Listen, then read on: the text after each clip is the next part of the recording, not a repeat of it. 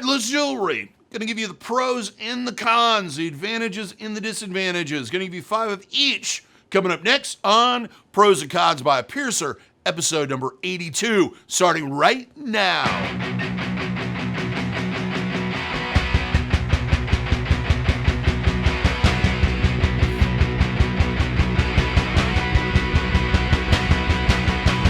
For those who are new to the channel, my name is DaVo. I'm a professional body piercer and have been since 1994. I own and operate the Axiom Body Piercing Studio, located here in sunny Des Moines, Iowa, inside the Skin Kitchen Tattoo.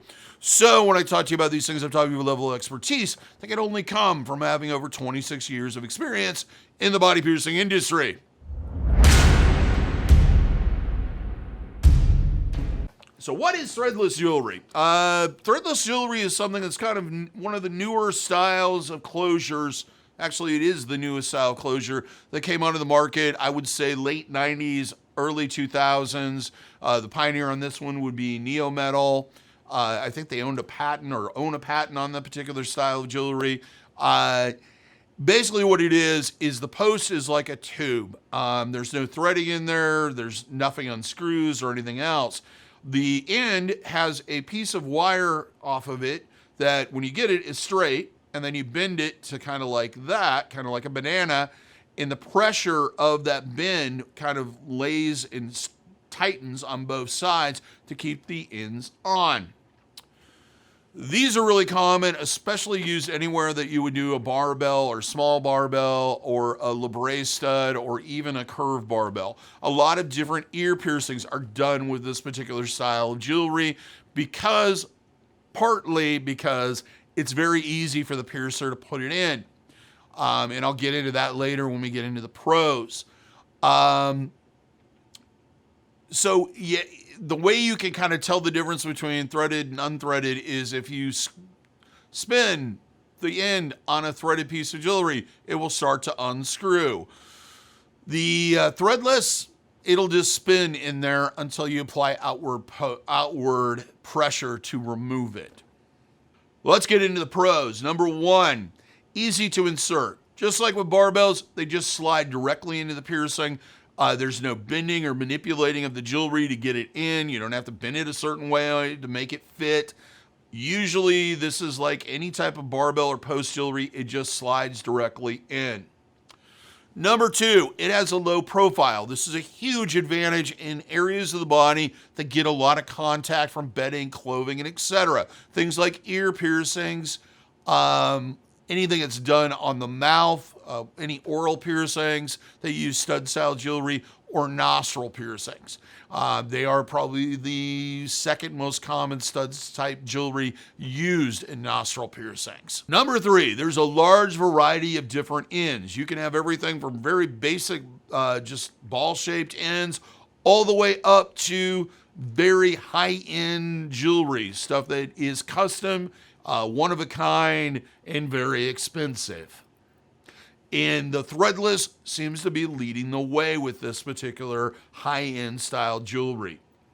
Number 4, there's 2 main varieties, curved barbells and straight barbells, labrets. There's lots of different styles to fit into different piercings. Though I have seen circular barbells that use this type of end, they are extremely rare, but that you can find them if you look hard enough. And the last one, number 5, easy to put in the ends. Unlike threaded jewelry, where you have to start that jewelry and thread it on, with these, it's easier for the person putting the jewelry in to just simply slide or add pressure to push that particular end on. It's a little less complicated. It's not this endless thing of, yeah, is that threaded right? Is it straight, etc. It's a lot easier to put those ends on. Now let's get on to the cons. Number 1, the ends, though they're easy to put on, can be difficult to remove. In a lot of cases, it takes a little bit of pressure and you have to grip the other side to break that pressure and get that end out. The other thing is it may require you to have a special tool like a hemostat to grab that jewelry, especially if it's in a tight spot where you can't really grab like the back of the jewelry. So that can be a little bit more costly and a little bit more complicated, and may even require you to see your piercer to have the jewelry changed. Number 2, the big Achilles heel of threadless jewelry. That little piece of wire that sticks off of it can be very fragile, especially if you're working with gold. They can break off. And when they do break off, that means the post is done, and that means the end is done. There are some people that have claimed to be able to get those out, but once that thing's stuck in there, it usually doesn't come out, and what you have is something that's completely useless. Now listen, boys, I admit it. You've caught me with my coat down.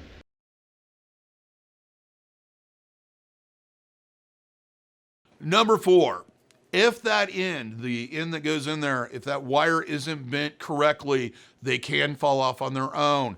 The only thing that's holding it in place is basically that pressure. If you don't have enough pressure on that, it'll easily fall out. And number 5, these tend to be the most expensive types of jewelry or style of jewelry that you can purchase. I don't understand why. I've often wondered why, because it does seem to take less manufacturing because they're not threading anything. However, usually threadless jewelry will cost 2 to 3 times more than jewelry of the same style that's threaded. Why that is, I don't know. Partly, I think part of this is because usually it's a more high-end jewelry manufacturer that's producing it, but they are more costly, and usually, in most cases, you cannot buy them as a set. Even on a wholesale level, you have to buy the pieces separately. So that moves us on to living with the jewelry. This jewelry can be worn for a long period of time. You can put it in, forget about it, wear it for years, and not have an issue with it. There's really not any additional maintenance you may need to do other than your normal hygiene. Though, they should be cleaned from time to time, especially if you have a buildup of any type of dead skin cells or oils or etc. Cleaning them with soap and water and removing them and doing that may not be a bad idea. The other thing is if you have a end that has a lot of cracks and small spaces and etc., sometimes stuff can collect in there and it may require jewelry cleaning, especially high-end pieces. And I already kind of talked about this already, but you may need hemostats or some type of tool to grip the jewelry when removing it and putting it in, especially in tight spaces like for a great example would be a forward helix where you really can't fit your fingers back there, or your nostril where you can't fit things up your nose, well, 2 fingers up your nose. So hemostats and other tools may be required to take it in and out. Also, you may need guide pins or taper pins to put it in areas like nostril piercings. So there might be some additional investment. That's all I have to say today on threadless jewelry. I hope you learned something. I hope you found it edifying and rewarding. If you have any questions or you'd like to add to the conversation or have some experience wearing and dealing with this type of jewelry, please leave a comment. If you haven't already, please subscribe, hit that notification bell so that you're notified every single time we post something. Also check out our merch store. Links are in the description, and there's also one of those merch bars. Till next time, here's hoping all your piercings heal with ease and without a single issue. And if you're in the Des Moines, Iowa area, I hope to see you for your body piercing needs in the future. Have a good day, everybody. Go out, do something exciting, and don't put off what you can do today, because tomorrow you may not be able to.